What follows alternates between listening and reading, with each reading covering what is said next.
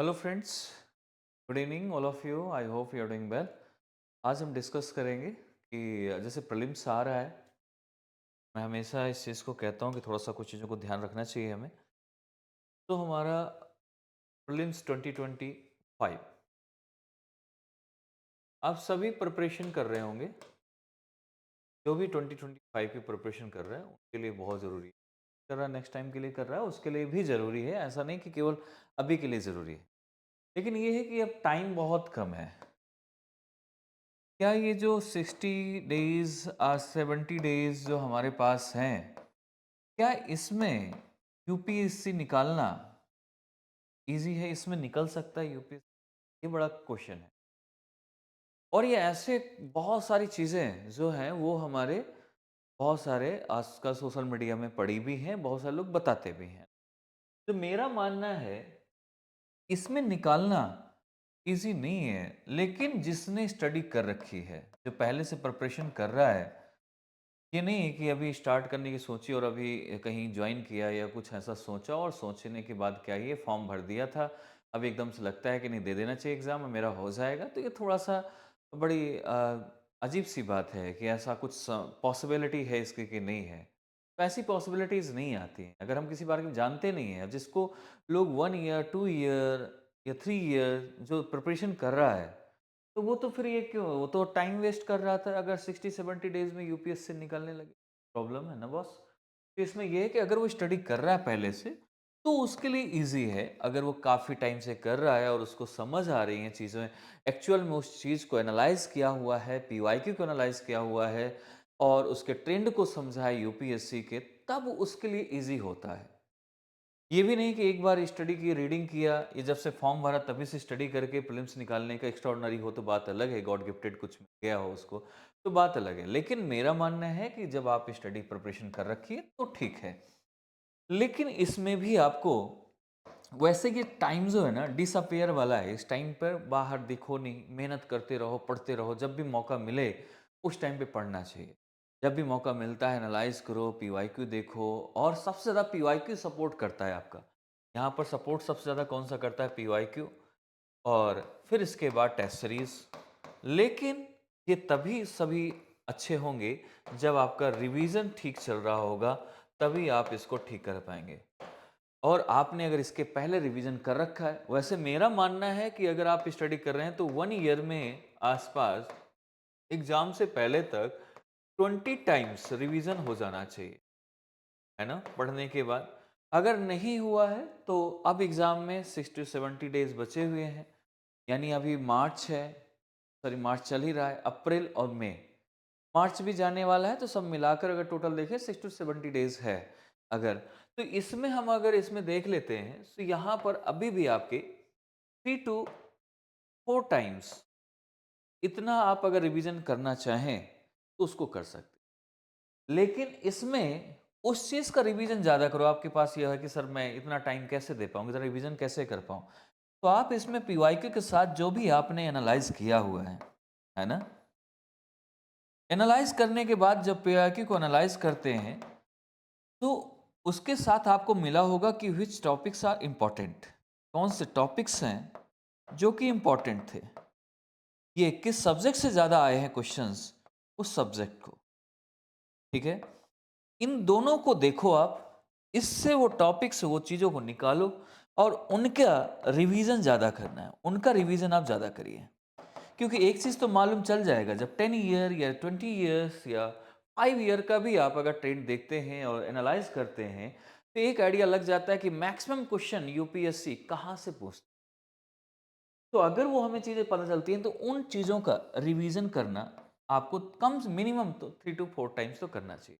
बाकी का भी करना है हमको, लेकिन अगर नहीं भी टाइम मिल पा रहा है या आपको लग रहा है कि मैं उतनी स्पीड नहीं बना पा रहा, तब भी आपको इन टॉपिक का रिवीजन यहाँ पर होना चाहिए, ठीक है?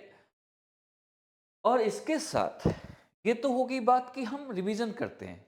अब प्रॉब्लम ये आती है कि करंट अफेयर्स की दौड़ भी लगी पड़ी हुई है, टेस्ट सीरीज भी देना है, सारी चीज़ों की दौड़ लगी पड़ी हुई है। अब करंट अफेयर्स आप जब कहीं टेस्ट सीरीज ज्वाइन कर रखी है, कर रहे हैं, तो वहाँ पर अब करंट अफेयर्स रिलेटेड क्वेश्चन आ रहे हैं, तो आपको लगता है कि यार कैसे कवर ही नहीं हो रहा सर, 1 साल का करंट अफेयर्स मैंने पढ़ नहीं पाया, अब कैसे करूं कि करंट अफेयर्स पूरा कवर हो जाए। इसके चक्कर में आप बड़े-बड़े बहुत सारी मैगज़ीन से बहुत सारी चीज़ें इकट्ठा रख लेते हैं। उसमें अलग देखकर ही दिमाग ख़राब हो जाता है कि भई इतनी सारी बुक्स मैं कैसे पढूँ? इसके लिए बेस्ट तरीका है, आप इसे सब्जेक्ट वाइज़ करंट अफ़ेयर्स को ब्रेक करो, सब्जेक्ट वाइज़। और इसमें से एक ही करंट बार-बार आया होगा। जैसे कि सपोज़ करो एक करंट कोई पहले आया है, उसी टॉपिक को फिर से रिवाइज़ किया गया, फिर से रिवाइज़ किया गया, तो अभी जो लेटेस्ट हो उसमें, यानी आपको जो पढ़ना है, ये ध्यान रखना, उल्टा जाना है आप। ये नहीं कि आप लास्ट ईयर के मई से स्टार्ट करो, नहीं। अभी जहाँ से आपने फ़रवरी से उल्टा चलो, मई की तरफ। तो जो भी अभी अपडेट हुए होंगे, पहले वाले भी अपडेट हुए होंगे, वो अभी मिल जाएँगे। क्योंकि पहले से पढ़ोगे, अभी फिर से अपडेट हुआ है, तो वो फिर चीज़ें पता लगे लास्ट तक पहुँचते-पहुँचते आप पूरा कर ही नहीं पाओ। तो यहाँ से उल्टा वापस चलना है, यानी फ़ेब से वापस लास्ट ईयर तक ही स्टार्ट करो इसमें।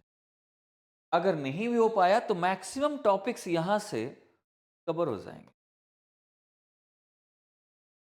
मैक्सिमम टॉपिक्स आपके कवर हो जाएँगे जो रिवाइज़ हो चुके हों। और करंट अफेयर्स में जो स्टैटिक पोर्शन है, उसका स्टैटिक पोर्शन टॉपिक से कवर करो। उन टॉपिक्स को भी स्टैटिक में ज़रूर पढ़ो, जो यहाँ पर क्वेश्चन ऐसे दिए गए हों, जो आपको लग रहा है कि स्टैटिक का ये एक स्टैटिक से जुड़ा हुआ पार्ट है। सपोज़ करो कोई मॉन्यूमेंट्स है, तो मॉन्यूमेंट्स अगर है या कोई हेरिटेज है, उसकी हिस्ट्री को बारे में पढ़ लो। क्योंकि कई बार जो यूपीएससी पूछती है, उस चीज़ में हमेशा उस चीज़ को ध्यान देती है कि करंट में रिलेटेड क्वेश्चन तो बहुत कम आता है। उसने ये लिख देता है recently you have seen in newspaper या न्यूज़, या हो सकता है उसको पूछे ही नहीं। डायरेक्टली वहाँ से किसी किंग के बारे में किसी कोई ऐसा एक्ट था पहले कभी जो अभी अपडेट अमेंडमेंट हुआ हो या कुछ उस पे डिस्कस हुआ हो, वो चीज़ आई हो। उससे रिलेटेड उसने क्या किया, पहले का क्वेश्चन पूछ लिया या उसके हिस्ट्री के बारे में। आपने कहा कि ये तो मैंने पढ़ा ही नहीं, यहाँ से कभी क्वेश्चन आया ही नहीं। लेकिन वो हिडन था वो करंट में, लेकिन स्टैटिक से पूछ लिया। तो ऐसे करके उसके करंट का ये वाला पोर्शन पढ़ सकते हैं। और जो डायरेक्ट करंट से आता है जिसमें कोई हेर-फेर नहीं होता, स्टैटिक नहीं होती है, उस चीज़ को अगर हम देखें, वो है आपका साइंस एंड टेक। रेयर है जो आपका स्टैटिक से पूछे, अदरवाइज़ इसमें ज़्यादा नहीं। एनवायरनमेंट, इनका बेसिक एक बार ज़रूर पढ़ लेना साइंस का। बेसिक एनवायरनमेंट में आपको जैसे कि एक्ट्स या कोई कन्वेंशंस, ऑर्गेनाइजेशंस, ये चीज़ें पढ़ लेनी है। अब बाकी एनवायरनमेंट का करंट पढ़ना है, कोई स्पेसीज, कोई चीज़, कन्वेंशन जैसे अभी सीओपी 29 हुआ है, इस तरीके की चीज़ें इसमें पढ़ लेना है। क्या उसका एसडीजी था? इस बार का खास और हो सकता है एक चीज़ करंट में, जो फॉरेस्ट रिपोर्ट आई हुई है, ये हर 2 साल में आती है और इस बार भी आई हुई है 2025 में। तो 2021 में आई थी, 2023 में, अब 2025 में, हर 2 साल में एक बार आती है, तो इसको ज़रूर पढ़ लें आप।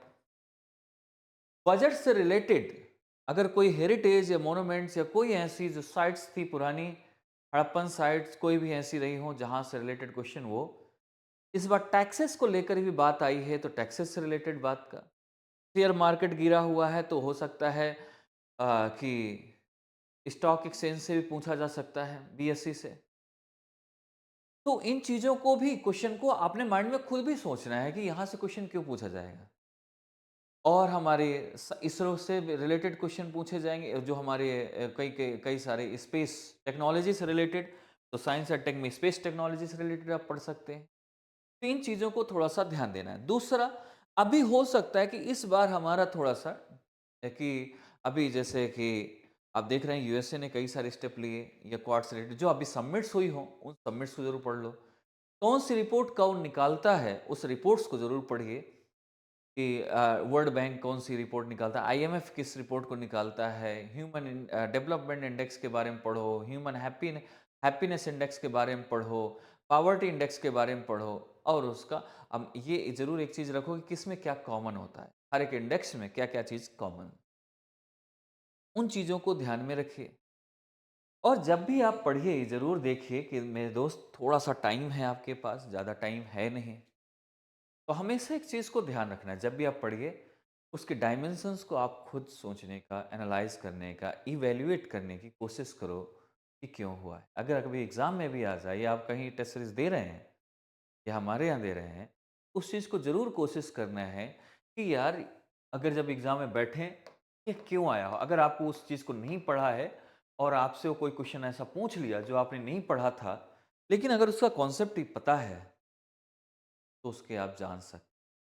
सपोज़ करो कि अगर मैं कह दूँ कि कोई भी ऐसा टॉपिक ले लें या किसी चीज़ के बारे में ऐसा देख लें, तो आप कैसे इस चीज़ को एनालाइज़ कर पाओगे? कैसे इन चीज़ों को देख पाएँगे?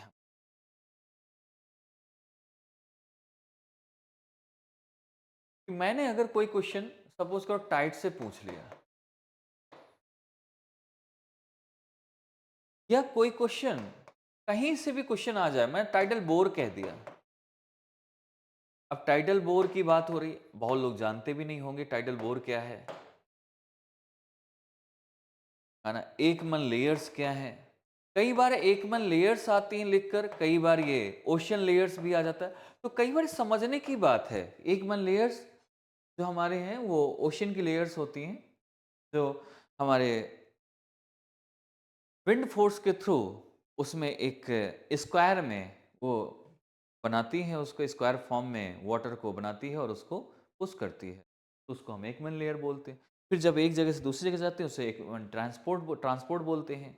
फिर जब वो नीचे से अपवेलिंग्स होती हैं उसी के वाटर का, तो उसे हम वहाँ पर एकमन स्पायरल बोलते हैं। इन चीज़ों कई बार कॉन्सेप्ट आपके माइंड में होता है लेकिन समझ नहीं पाते हैं उस चीज़, तो उसको 1 से 2 बार पढ़िए, समझिए। कुछ में ट्रिक यूज़ होती भी है कि भाई ओनली लिखा है तो मैक्सिमम ना होता है, वो स्टेटमेंट रॉन्ग होता है। जिस स्टेटमेंट में सपोज़ करो 1 है, 2 है, 3 है, उसमें लिखा है कि ये वाला ओनली नहीं है कि ए में ओनली 1, ओनली 2 ये वाला नहीं, स्टेटमेंट में ओनली है ऑलवेज़ उस चीज़ को, तो वो मैक्सिमम रॉन्ग होता है। लेकिन इस चीज़ को माइंड में सेट करके नहीं रखना है कि रॉन्ग ही होगा। तो यूपीएससी का पैटर्न है, कभी भी चेंज कर सकता है। तो उसको समझना है, पहले पढ़ना है, क्या ये सही होगा कि नहीं? ये सारे ऑल ऑफ द अबव हम कई बार जब पीवाईक्यू लगाते हैं तो हमें लगता है ऑल ऑफ द अबव सब सही होते हैं, मैक्सिमम सही होते हैं, तो हम इसी में लगाते चले जाएँ, सही हो जाएगा। अगर ऐसा हो रहा होता तो लोग तैयारी ही क्यों करें? जाएँगे तुक्का लगा के चले आएँगे, तो इन चीज़ों को थोड़ा-सा मिथ से दूर रहिएगा। तो इन चीज़ों को आप समझना है, ओशन करंट्स है, तो आपको इसमें इसके बारे में साइंटिफिक रीज़न देखिए कि क्यों ऐसा हुआ होगा? क्या इसके पीछे फ़ोर्स, क्या इसके पीछे टेक्निक, क्या इसके पीछे साइंस कौन-सी यूज़ हो रही है? तो अगर यहाँ पर है तो आपको मालूम है ग्रेविटेशनल फ़ोर्स लग रहा है। क्या ग्रेविटेशनल फ़ोर्स है? नहीं, सेंट्रीफ्यूगल फ़ोर्स भी लगता है। इससे ये भी पता चलेगा कि हमारी जो वेव्स है, कभी इससे क्वेश्चन पूछ ले कि भाई ये नीचे सर्कुलर मोशन क्यों होता है इसका? ऐसा क्यों नहीं है कि हमारी तो वेव्स ऐसे दिखती हैं, फिर नीचे क्यों ऐसा है? इसके लिए भी ग्रेविटेशनल फ़ोर्स काम करता है क्योंकि ये पुल करता है ना? पुश एंड पुल करता है। और विंड फ़ोर्स लगता है जो धकेलता है उसको। ग्रेविटेशनल फ़ोर्स ने इसे खींचा और छोड़ा, पुल किया, पुश किया और विंड फ़ोर्स लगा, तो ये नीचे हमारा एक सर्कुलर मोशन तैयार कर देता है। तो कई बार हमें खुद से सोचना पड़ता है, जो बुक में नहीं होता है। तो जब भी पढ़ें, रिवीजन करें, थोड़ा-सा कॉन्सेप्ट को रखें अपने माइंड में, या बाद में जब देखें इस चीज़ को, या आप जब एग्ज़ाम में बैठे उस टाइम पर भी इतने टेस्ट देने से एक ये होता है कि जो हमारा एक फ़ोबिया होता है, जो एक डर है, एक एंग्ज़ायटी जो स्टार्ट होती है, वो थोड़ा-सा आपका क्या होगा, कम हो जाएगा, स्ट्रेस लेवल कम हो जाएगा। तो वहाँ पर कामली थोड़ा-सा स्टार्ट में थोड़ा-सा ऐसा हो सकता है कि थोड़ा-सा आपको स्ट्रेस लगे, बस आराम से कि होगा, ठीक से होगा। भले ही मैं 100 की जगह 100 की जगह मैं 80 क्वेश्चन ही अटेम्प्ट करूँ, 70 क्वेश्चन अटेम्प्ट, 100 क्वेश्चन कोई नहीं अटेम्प्ट करता लेकिन कर देते हैं बहुत लोग। तो मैं जितने करूँगा मैक्सिमम एक्यूरेसी मेरी सही की होनी चाहिए। टाइम लगेगा लेकिन मैं ठीक से करूँगा। वो कोशिश करोगे ना, अभी प्रैक्टिस में आपकी स्पीड बढ़ जाएगी, थोड़ा-सा प्रैक्टिस इसलिए की जाती है, तो उन चीज़ों से आप इसको थोड़ा-सा ध्यान में रखें इन चीज़ों।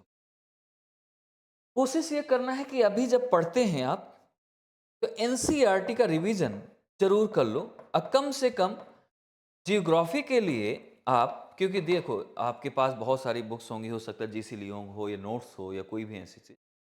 लेकिन एक्चुअल में जो डेटा है अच्छा, क्योंकि आप जीसी लियोंग में माइल्स में दिया हुआ है, वही आप एनसीईआरटी में देखेंगे तो किलोमीटर में दिया हुआ है, वही डेटा सेम। तो कई बार ये कन्फ्यूज़न है, तो आपको एनसीईआरटी की 11th क्लास की कम से कम जियोग्राफी और पॉलिटी एक बार ज़रूर पढ़नी चाहिए हमें एग्ज़ाम देने से। बल्कि इकोनॉमी मैक्सिमम करंट से आती है, तो इकोनॉमी आप यहाँ से कवर कर सकते हैं, बट एक बार यहाँ से इन 2 चीज़ों को ज़रूर पढ़िए। ये काफ़ी हेल्प करेगी आपके रिवीजन में और मार्क्स लाने में, प्रीलिम्स को समझने में हेल्प करेगा। इस चीज़ को भी देखना है, ध्यान से समझ। इन चीज़ों को जब आप एक सही और स्ट्रैटेजी अपनी बनाइए कि जिसमें से आप उस चीज़ को ऐसा स्ट्रैटेजी बनाइए कि रोज़ रिवीजन में आ रहा हो। और जब भी अब देखो टाइम कम है, सब्जेक्ट्स बहुत ज़्यादा हैं। एक ये भी एक प्रोसेस है इसका कि आप बुक पढ़ रहे हैं तो आपने आज से 1 to 10 पेज पढ़े किसी एक सब्जेक्ट का, नेक्स्ट 11th पेज से स्टार्ट होगा आपका। दूसरे दिन जब भी पढ़े 1 to 10 जो पेजेस हैं उसको एक बार जो हाईलाइट किया है आपने, उसको एक बार आंखों से अपने रीड करिए। सिर्फ पलटना है, हाइलाइट्स को देखना है, नजर डालनी है और फिर 11th पेज से स्टार्ट करना। सब दूसरे दिन आपका क्या हो गया, 20 पेजेस आपने कर डाले। 20 पेजेस या 25-30 पेजेस किए तो 30 पेजेस को आप फिर से फर्स्ट से लेकर 30 तक अपने आंखों से फिर से रीड करना है। तो जब तक आपका कंप्लीट होगा तब तक आपकी आंखें कम से कम उसे कई बार रिवाइज कर चुकी होंगी पहले की चीज, तो वो भी कई बार हेल्प करेगा आपके माइंड में बने रहने के लिए। कोशिश ये करना है कि सारे सब्जेक्ट हमारे, क्योंकि एक सब्जेक्ट तो आप नहीं 24 घंटा पढ़ेंगे, लेकिन अगर आप सभी सब्जेक्ट को टच में डेली रखते हैं तो और बेटर है, नहीं रखते तो जो आपकी स्ट्रेटेजी है उसके हिसाब से पढ़ सकते हैं। मेरी स्ट्रेटजी फॉलो करने की जरूरत नहीं है।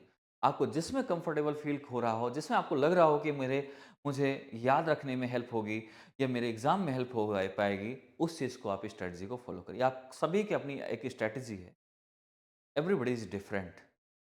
तो जो आपके लिए है उस चीज़ को ध्यान दें। इन चीज़ों को थोड़ा-सा हम ध्यान देंगे प्रीलिम्स में लेकर। कोशिश ये भी करना है कि जो बहुत सारे लोग बोलते हैं कि प्रोबेबिलिटी काम करती है यहाँ पर कि 4 करेंगे तो 2 ऑटोमेटिकली सही हो जाएँगे। ऐसा कुछ नहीं होता है। ह्यूमन नेचर है ना आपका, हमारा। तो हमने ए में पहले क्वेश्चन में ए लगाया, दूसरे क्वेश्चन में ए लगाया, तीसरे क्वेश्चन में ए लगाया, चौथे क्वेश्चन में ए लगाया, तब जाके प्रोबेबिलिटी कभी बनती है कि 2 हो सके। लेकिन ह्यूमन नेचर है, इसमें ए सही लग रहा है तो ए लगा दिया, इसमें सी सही लग रहा है सी लगा दिया, लेकिन पता नहीं था हमें। हमने एनालाइज़ भी नहीं किया, हमने एलिमिनेट भी नहीं किया। एनालिसिस और एलिमिनेशन ये 2 आपकी स्ट्रैटेजी में होना चाहिए, लेकिन प्रोबेबिलिटी वाला स्ट्रैटेजी मत लाओ ज़्यादा। आपको बहुत ज़्यादा लग रहा हो कि नहीं यार, आपका इंट्यूशन जो है वो आपको दिख रहा है, आपको लग रहा है, अंदर से आ रही है इंट्यूशन कि ये हो सकता है सही इसका, तो ठीक है। क्योंकि वो काफ़ी हद तक जब आपने एनालाइज़ किया होगा, एलिमिनेट करने की कोशिश की होगी, समझा होगा आंसर देने की, तब जाके उसका आंसर दे पाओगे। थोड़ा उसमें टाइम लो, स्पीड से कुछ, ठीक है? इन चीज़ों को ध्यान दीजिए और यूपीएससी एग्ज़ाम में बैठकर कभी भी ये मत सोचना कि आप बहुत ज़्यादा उसमें किसी से पूछें, वहाँ पर कोई नहीं बताने वाला। जो खास करके जो प्रिपरेशन के लिए प्रिपेयर करके आया है, वो उसके बाद टाइम नहीं होगा कि आपको बताया, जो आपको बताएगा वो पढ़ के नहीं आया हो, ठीक है? तो अपने ऊपर कॉन्फिडेंस रखिए, अपने आप को इतना लेवल पे लेके आइए कि आप उसको एग्ज़ाम को सही टाइम पर कर पाएँ। और इसके साथ अब प्रॉब्लम ये है कि ये जीएस भी हो पा रहा है लेकिन सीसेट नहीं हो पा रहा ठीक से। तो उसके लिए स्ट्रैटेजी ये है कि आप जब भी सीसेट करें तो इस चीज में ध्यान रखिए कि मैं जो चीज आपको पहले से आती है ना, टफ सब्जेक्ट को बाद में रखते हैं और उसको टाइम देकर करते हैं। रीजनिंग आपको अगर इजी लग रही है तो सबसे पहले रीजनिंग करो, ऐसा नहीं कि मैथ ही करनी चाहिए। आपको आपके जो पैसेज हैं, अनसीन पैसेज, अगर वो जो कॉम्प्रिहेंशन है, अगर वो आपको ठीक लग रहा है, आपको इजी है करने में, तो उसको कर लीजिए। क्योंकि उसमें ना 26 to 27 आपके क्वेश्चन सही होने चाहिए कट पिट के, है ना? तो इसके ये 30 to 33 to 35 या कभी कभी 36 के क्वेश्चन के आसपास ये आते हैं, बाकी के इनमें मिक्स होता है। 80 क्वेश्चंस होते हैं टोटल, तो बहुत वो है। तो इसमें से आप देखिए कौन सा ईज़ी है, तो उसको ईज़िली करके पहले उसको ख़त्म कर दो, क्योंकि उसमें टाइम बाद में अगर क्योंकि जब प्रेशर बढ़ता है ना, तो आते हुए क्वेश्चन भी नहीं हो पाते, सॉल्व नहीं हो पाते। तो अब मैथ में देखिए कौन-कौन से क्वेश्चन आप कर सकते हैं ईज़िली। एक बार पढ़िए, रीड करिए, अगर हो सकता है तो तुरंत इमीडिएट कर लीजिए। रीजनिंग हो रही कर लो, कॉम्प्रिहेंशन हो रहा है जिनमें वो कर लो, जिसे लग रहा है टफ है उसको लास्ट में टाइम देकर फिर आराम से करो। तो उन चीज़ों को बढ़ाओ। अब कॉम्प्रिहेंशन, अब ये होता है कि हम कॉम्प्रिहेंशन में कई बार ये भी कन्फ्यूज़न होता है, कॉम्प्रिहेंशन सर होता नहीं है हमसे। या कई बार हम इसे ऐसा समझ लेते हैं कि छोटे एग्ज़ाम में जैसे आता है, या फिर 12th करके आए हैं, या वैसे एग्ज़ाम में या एकेडमिक एग्ज़ाम्स में ऐसा लगता है कि वहीं पर आंसर दिया हो, नहीं है। इसका जो कॉम्प्रिहेंशन है ना यूपीएससी का, ये बड़ा ही, इसमें रीज़निंग घुसी होती है। ये क्योंकि करंट न्यूज़ से भी उठा के दे देता है। कि अभी कोई पॉलिसी से उठा के दे सकता है, करंट न्यूज़ से उठा के दे सकता है सिचुएशन, उस सिचुएशन को समझना है कि अभी इमीडिएट क्या हुआ होगा अभी हाल ही में। यानी सिचुएशन बेस्ड है वो। सिचुएशन है, करंट है, ये 2 चीज़ों पर, 3 चीज़ों पर रीज़निंग है कि अगर प्रोटेस्ट पे कोई ऐसी चीज़ देता है तो अभी देखो कि कुछ ऐसा तो नहीं हुआ उस चीज़ पर, या किसान क्या उस सिचुएशन को झेल रहे हैं। तो कॉम्प्रिहेंशन विद रीज़निंग है ये, सिचुएशन बेस्ड है, करंट बेस्ड है ये। तो उन चीज़ों को भी माइंड में रख के फिर सॉल्व करने की कोशिश करेंगे तो हो जाएगा, बहुत ईज़िली हो जाएगा। ठीक है? तो इन चीज़ों को ज़रूर ध्यान दीजिए, इन चीज़ों को देखिए, समझिए, आपके लिए बहुत हेल्प होगा। फिर भी आपको अगर कोई प्रॉब्लम आती है, तो आप यहाँ पूछिएगा ज़रूर। हमारे यहाँ पर किसी व्हाट्सएप या उसमें डिस्क्रिप्शन में नीचे नंबर दिया होगा, तो आप पूछ सकते हैं कभी भी इन चीज़ों को लेकर। मैं इसमें ज़रूर आपके लिए उससे, अगर कोई टॉपिक भी आप लोग जितनी भी प्रिपरेशन कर रहे हैं आप लोग, हिस्ट्री, ज्योग्राफी, पॉलिटी, इकोनॉमी या करंट अफेयर्स, अगर कोई टॉपिक ऐसा है, स्टैटिक में खास करके, करंट अफेयर्स छोड़ भी दो, क्योंकि करंट अफेयर्स तो आप पढ़ रहे होंगे, अगर फिर भी कोई टॉपिक आपको किसी सब्जेक्ट में लगता है कि मेरा टॉपिक ठीक नहीं है, अगर ये टॉपिक्स इतने, या मान लो कि 2, 4, 10, 20 टॉपिक अगर ये हमारे हो जाएं, तो हम शायद यूपीएससी में प्रीलिम्स में क्वालिफाई कर जाएंगे। तो आप उस टॉपिक्स को भेजिए, उन टॉपिक्स को मैं यहाँ पर आपको डिलीवर करने की कोशिश करूँगा और आपको एक्सप्लेन करने की कोशिश करूँगा, जिससे आपकी कन्फ्यूज़न, आपकी चीज़ें साइंटिफिक तरीके से, जिससे आप एग्ज़ाम में उससे आते हुए क्वेश्चन, अगर उससे आते हैं उस टॉपिक से रिलेटेड क्वेश्चन, तो आप वो क्वेश्चन ईज़िली सॉल्व कर पाओ। तो उन चीज़ों पर हम फोकस करेंगे, उन चीज़ों पर हम देखेंगे, ओके? तो थैंक यू, मिलते हैं आपको नेक्स्ट सेशन में। आप ज़रूर इसमें बताइएगा, सो देन हम आगे का सेशन उसमें प्रीलिम्स के रिगार्डिंग मैं ले पाऊँ उसमें। Okay, thank you, bye bye, take care.